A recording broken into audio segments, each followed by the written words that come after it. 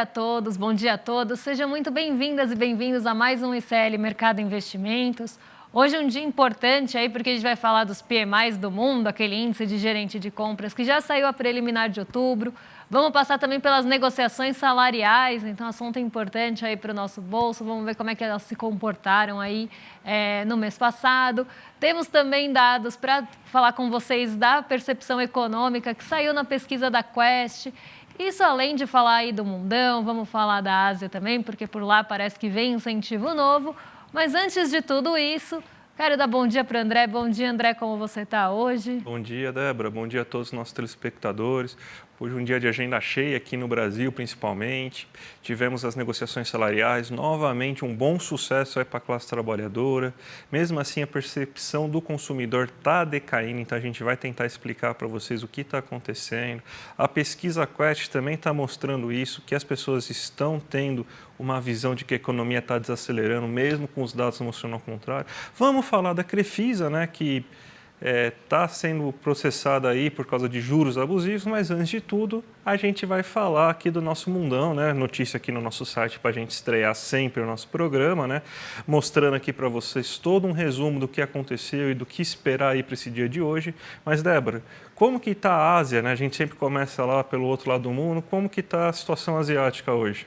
A Ásia ficou mais animada hoje, André. Na verdade, ela estendeu o otimismo e o ânimo que a gente viu acontecer ontem, porque ontem a gente teve um dia, como eu falei, era um dia esperado ali de um alívio maior, né? A gente teve algumas divulgações e eu vou passar isso aí para vocês daqui a pouco, mas a gente teve um alívio maior nas treasuries, então as treasuries, elas arrefeceram depois de bater 5%, um patamar histórico, então elas voltaram ali a arrefecer. A gente teve também um ponto importante ontem, que foi a divulgação do PMI, que eu vou passar daqui a pouco. Esse PMI não mudou as expectativas dos investidores para os juros dos Estados Unidos, então eles continuam acreditando, em sua maioria, que no mês que vem, né, em novembro, a gente vai ter manutenção dos juros por lá. Então, as expectativas estão mais calmas em relação aos juros dos Estados Unidos e isso trouxe ventos positivos já pela manhã na Ásia. Então, desde o fim da tarde ontem, né, a gente via esse movimento já trazendo as bolsas aqui e também lá em Nova York para o terreno positivo. E esses ventos chegam aí na Ásia durante a madrugada. A Ásia, ela opera o dia bem positivo e no fim do dia lá, a gente teve ainda uma injeção de ânimo a mais que veio da China. A gente sabe que tudo que o Xi Jinping faz acaba virando ali foco na China, ele atrai ali olhares e holofotes, e hoje ele fez uma visita a portas fechadas ao Banco Popular da China, então o mercado viu isso como uma sinalização de um possível direcionamento ali para medidas de estímulo, maior foco na economia e nos mercados financeiros que estão meio prejudicados na China. A gente viu nessa semana, a gente está com uma dificuldade ali de engrenar a alta, né? E voltamos lá na China a patamares de 2019 na Bolsa. Então, o mercado viu como essa sinalização e no mesmo dia, né, a gente teve uma notícia sendo divulgada por lá, que o déficit, né, a proporção do déficit em relação ao PIB, do déficit fiscal, aumentou, então foi aprovado esse aumento, né, dessa proporção de déficit em relação ao PIB para 3,8%, e com isso a China aí emitiu novos títulos soberanos, então mostrando também que ela está buscando formas de estimular aí a sua economia. Isso acabou animando os mercados que já estavam positivos. O Nikkei 225, que está aí na tela, vocês estão vendo, subiu 0,67% hoje.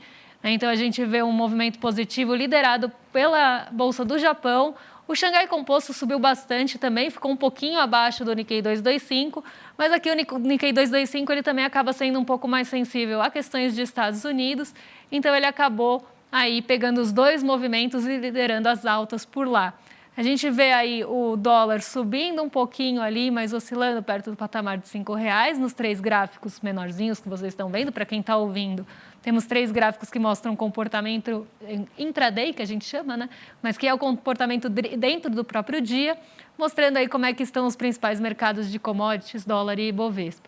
Tá? Então, esse é o raio-x da Ásia e esses ventos devem chegar aí no Brasil justamente por conta das commodities, que ontem já puxaram a bolsa bem para cima. Perfeito, Débora. Mas a gente agora ainda no mundo, né, não vamos entrar no Brasil ainda, temos os PMIs, né, pelo menos os PMIs preliminares que foram divulgados, né, então temos os dados aqui, saiu de Alemanha, zona do euro, Reino Unido, Estados Unidos, né.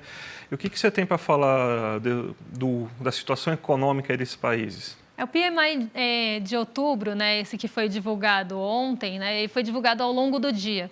Então, os Estados Unidos foram os últimos a divulgarem aí o PMI por conta do horário, então a gente trouxe aí esses PMIs hoje todos reunidos. E esse PMI de outubro ainda é preliminar, então é como se ele fosse uma prévia do final de outubro, mas ele já traz aí um direcionamento, um termômetro do que esperar dos setores dentro desses países. Então, quando a gente está falando de PMI composto, a gente está falando de uma composição entre o PMI industrial e o de serviços, e o PMI industrial e de serviços, que a gente chama de dados de índice de gerentes de compra em português, seriam aí o ritmo, né, mediriam o ritmo da atividade econômica de cada um desses setores. Então, a gente vê uma situação que a gente já vem falando aqui, teve uma melhora na Alemanha, principalmente no PMI industrial, então ela sai ali de 39,6 para 40,7, fica ainda acima do esperado, né, que era 40, então mostra aí uma breve recuperação da atividade industrial alemã, que atingiu seus menores patamares aí nos últimos meses, mas a zona do euro como um todo ainda mostra bastante dificuldade. Então, no mês passado, em setembro, a gente tinha ali o PMI composto em 47,2, caiu para 46,5. O PMI industrial, que estava em 43,4, cai para 43 e fica abaixo do esperado também.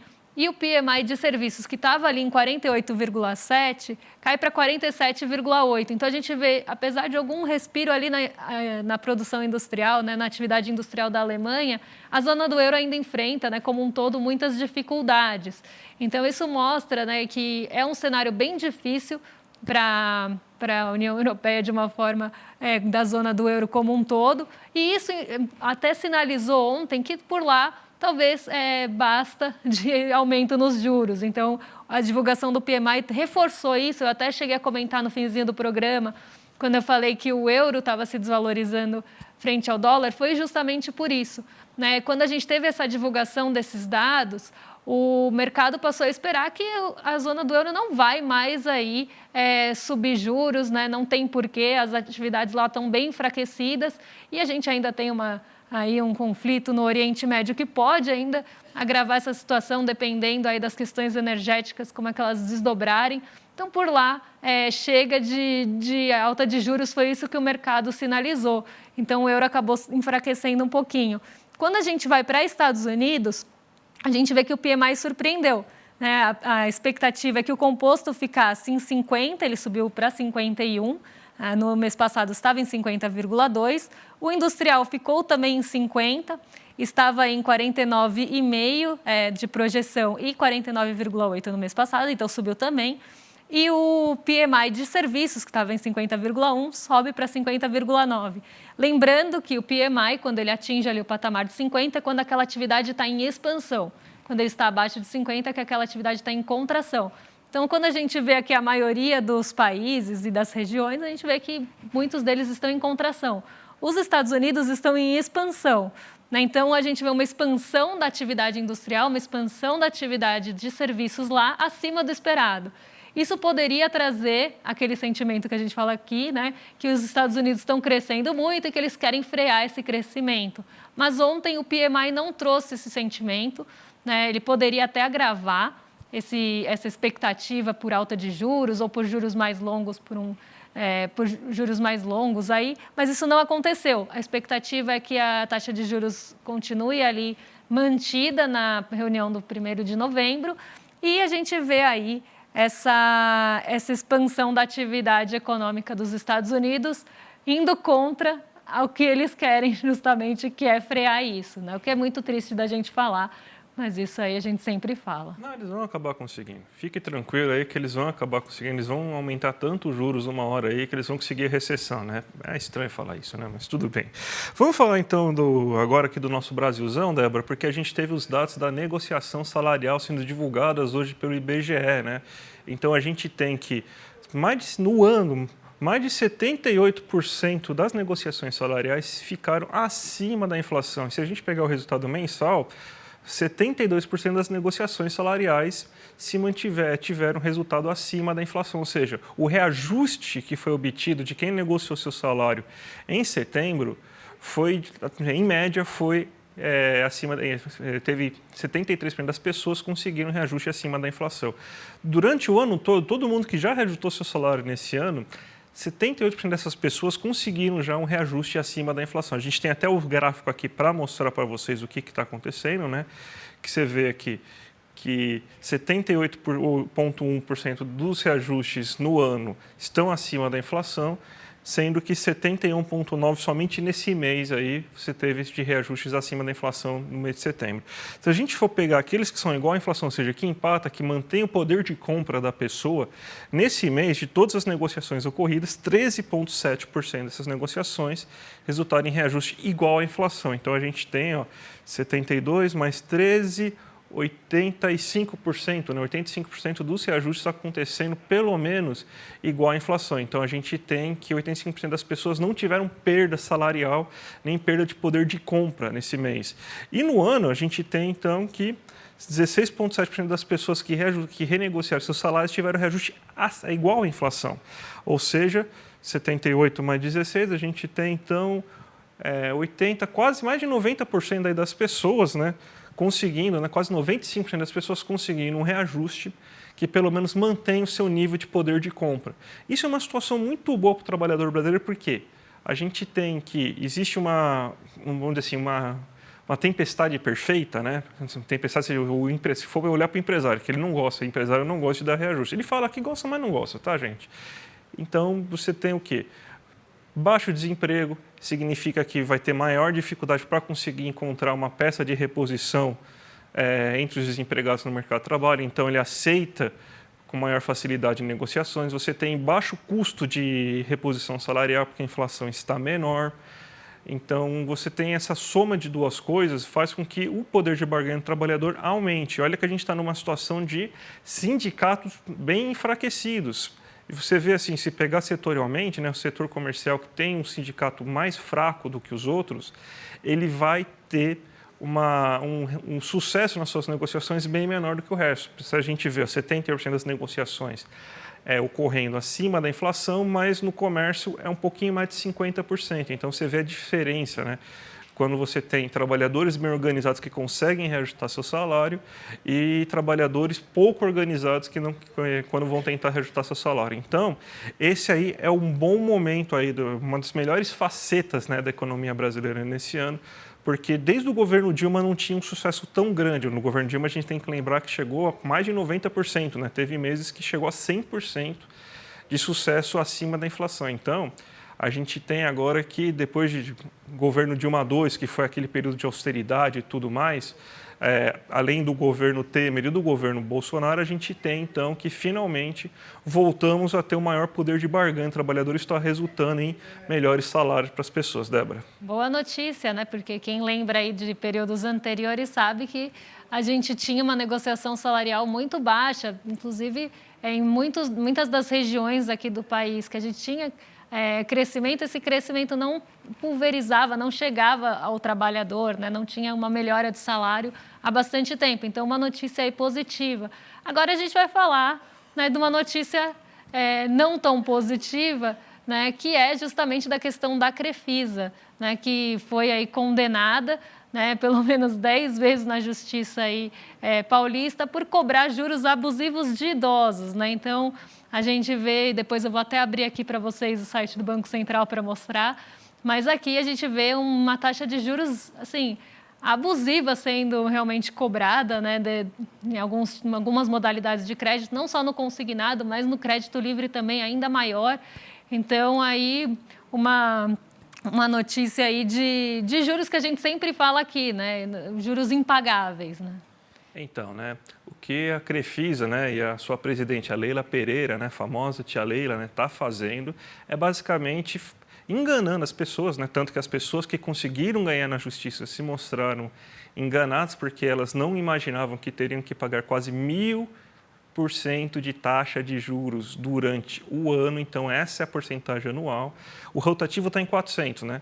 Mas para o crédito da Crefisa aí, está em quase 1000%. A Débora vai abrir daqui a pouco. Então, o que está acontecendo é que a Crefisa ela é uma das empresas dessa modalidade de consignado que mais exploram as pessoas quando vão pedir esse tipo de crédito. E pessoas que pedem esse tipo de crédito, são créditos pequenos, que poucas vezes passam de R$ 1.000, elas estão pegando esse crédito justamente para você conseguir pagar aquelas contas no mês. Não é para você fazer grandes extravagâncias, fazer uma viagem, fazer algo de luxo, não.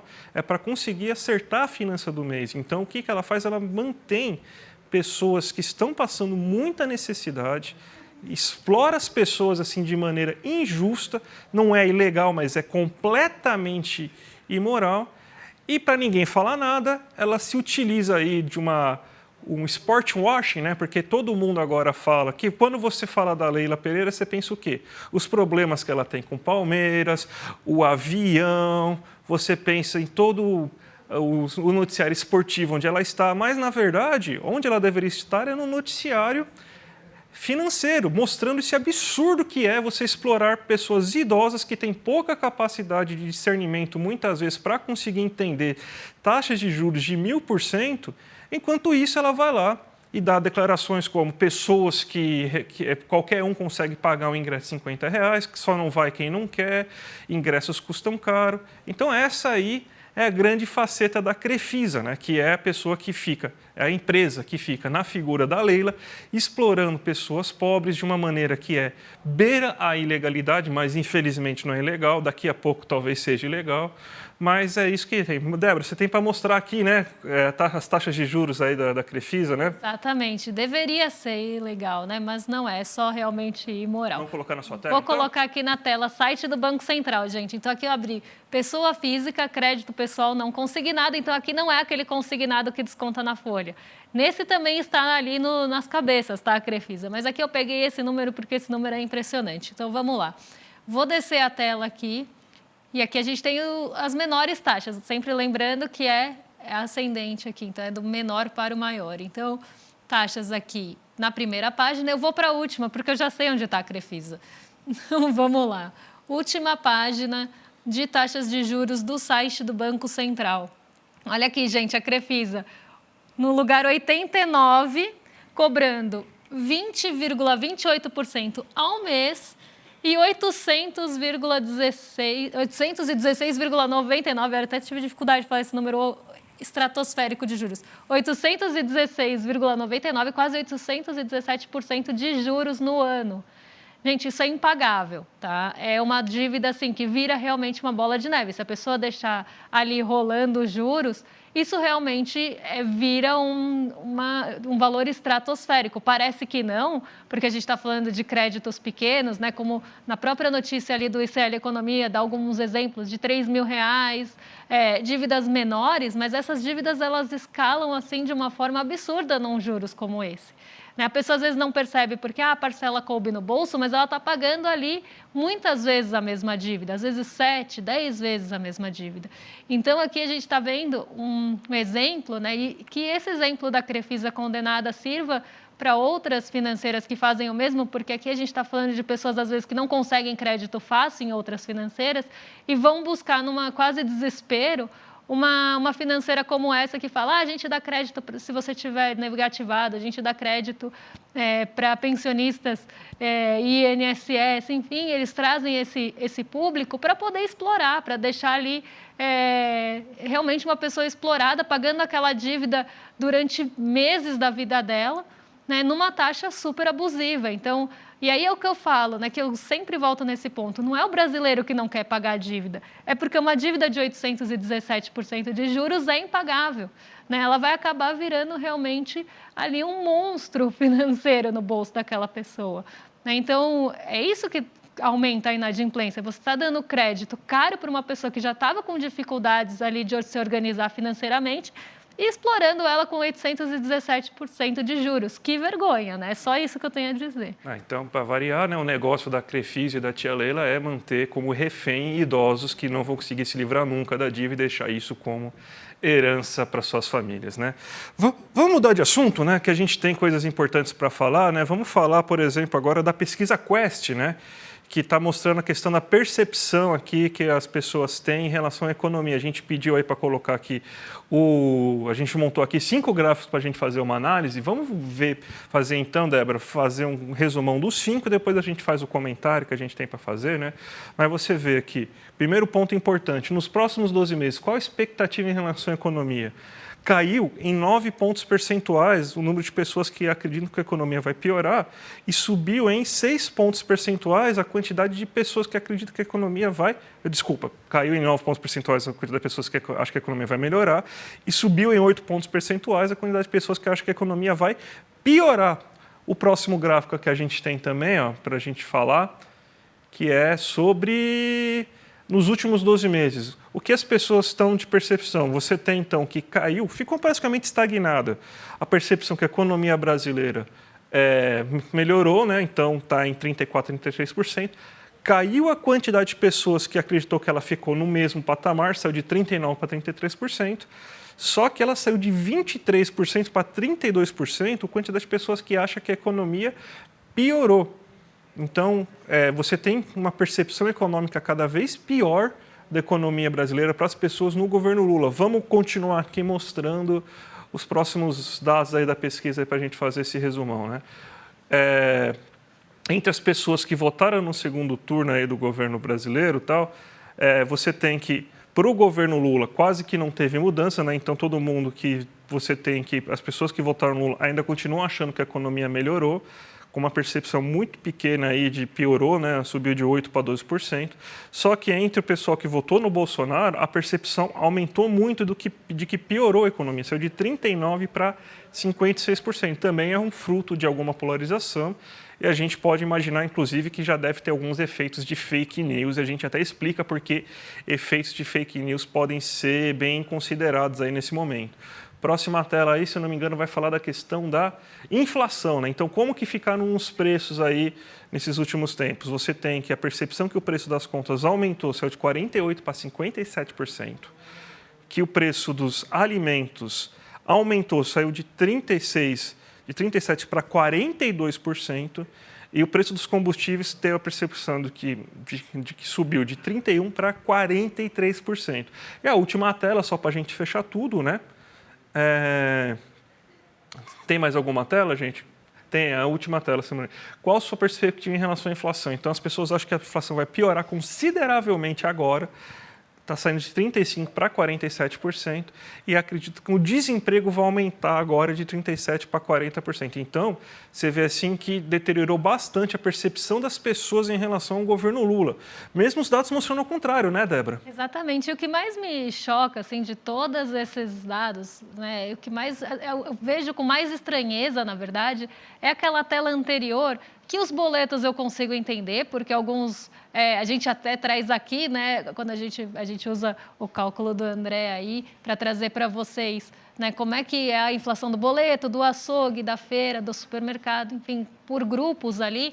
E o que, assim, os boletos a gente entende, porque mês a mês aqui a gente traz aí algumas notícias de que as contas estão mais caras mesmo, inclusive inflação de boletos, mas os alimentos, André, isso realmente me pegou, viu? Porque a gente vê que os alimentos eles estão caindo, a cesta básica está ficando mais barata na maioria das capitais aqui do Brasil.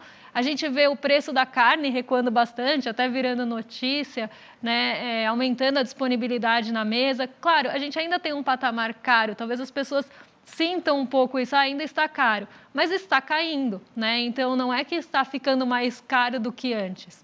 Então, isso foi o que mais me causou estranheza, porque quando a gente vê alimentos, é o que a gente tem a melhor percepção, né? A melhor retrato inflacionário está nos alimentos, né? Então, eu acho muito estranho, né, só para a gente falar rapidamente sobre todo esse assunto, né, que os dados mostram assim, né, por favor, volta aí no outro gráfico aí, gente, só para a gente mostrar assim. É muito estranho justamente porque a realidade está mostrando, a gente está vendo uma tendência de desemprego caindo, o mercado está cada vez mais animado com a perspectiva de economia brasileira melhorando.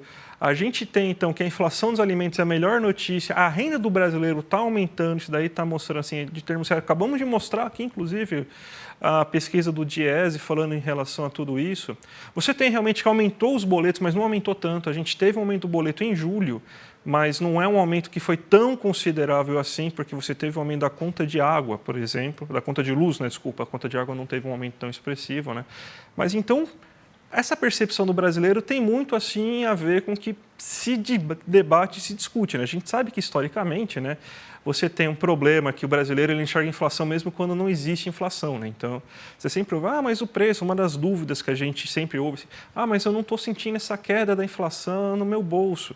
É uma coisa que o brasileiro tem um trauma histórico, a gente entende por causa dos anos 80, mas a gente vê sim que o brasileiro não consegue enxergar a questão inflacionária, mesmo quando os dados mostram a realidade, e provavelmente tem muita fake news ainda falando aí, porque os dados estão mostrando que a economia está melhorando, mas a percepção não muda em relação a isso, Débora. É impressionante. E a inflação também pega um pouco aqui, né? A percepção, a expectativa que vai aumentar, porque a gente vê exatamente o contrário, até no relatório Focus, né? Que é a visão do mercado, dela caminhando cada vez mais aí para dentro da meta, né? Então, vamos ver aí como é que a gente tem os próximos passos aí dessas pesquisas. Vamos derrubar os últimos dois assuntos, Débora, para a gente ir lá falar das aberturas de mercado. Então, vamos colocar a tela da Débora aqui agora para vocês aqui.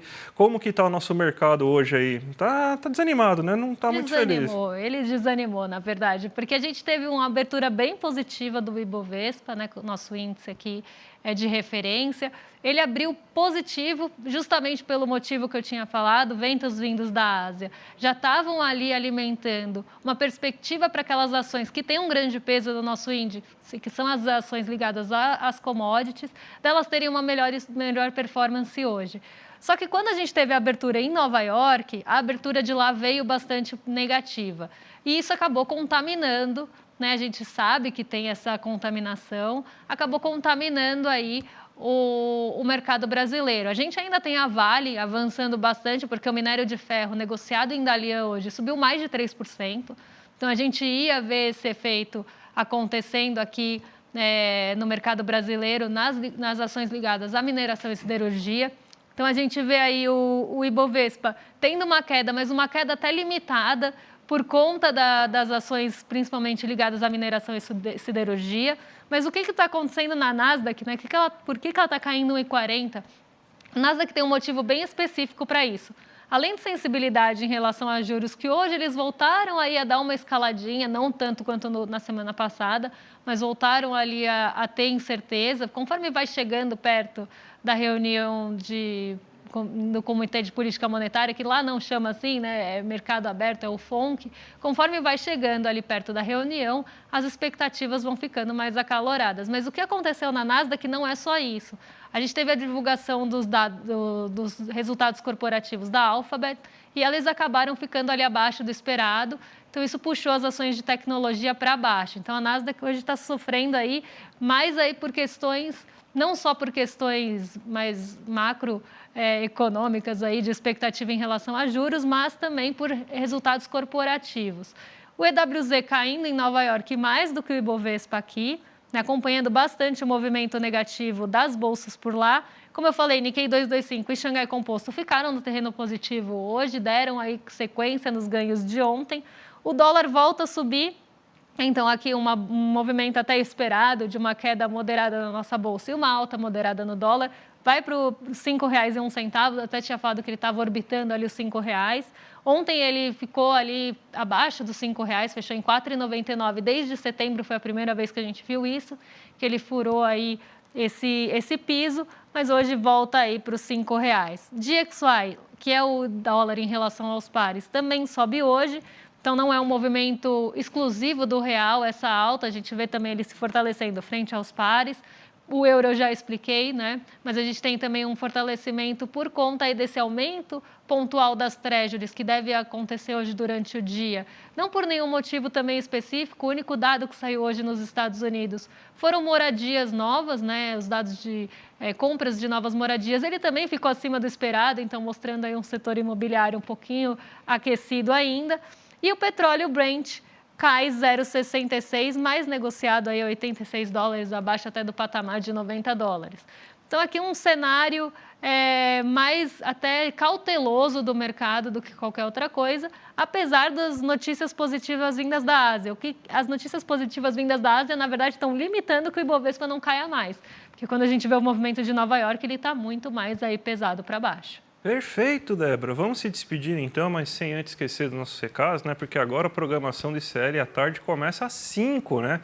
Não é mais às 6, agora é às 5, com o Rolê ICL, com o William De Luca, mostrando todas as novidades, os memes, o que está bombando na internet. Um programa muito legal, diferente, imperdível, gente. Então, já começa aqui a programação às 5 horas da tarde e logo às 6 a gente tem o ICL Notícias, segunda edição, com a nossa dupla de Chicos, Chico Pinheiro e Chico Sá, e também a Gabi Varela aí no comando aí dessa atração. E logo depois, às 7h30, a gente já tem o Sinapse, com a Robertinha Garcia e também o César Calerron. Então, sempre uma entrevista imperdível, então continue aqui com a gente aí pelo resto do dia, que vai valer a pena, Débora. E amanhã vocês já sabem, né? A partir das 7 da manhã a gente está de volta, com toda a sequência que vocês conhecem, o Desperta logo cedinho, o ICL Notícias primeira edição, em detalhes ali, vindo na sequência para aprofundar algum tema específico que está sendo tratado aí no noticiário, e a gente aqui, a partir das 11 horas, para trazer para vocês aí os dados da economia, dos mercados, o que está mexendo com o mundão, e amanhã também dia importante, vocês vão ver por quê. Gente, um abraço e até a próxima. Pessoal, eu estou aqui para anunciar o meu curso As Classes Sociais no Brasil. Um tema extremamente importante para que a gente conheça como é que a gente tem uma sociedade que é rica, como nós todos sabemos, mas que 80% dela é condenado à pobreza. Como isso acontece? Como isso se legitima? O que é que isso cria entre nós? Como é que a nossa sociabilidade é construída e mantida a partir desse jogo que é perverso? Isso é o tema do meu curso. E eu gostaria muitíssimo, ficaria muito contente que vocês pudessem vê-lo. Um grande abraço a todos.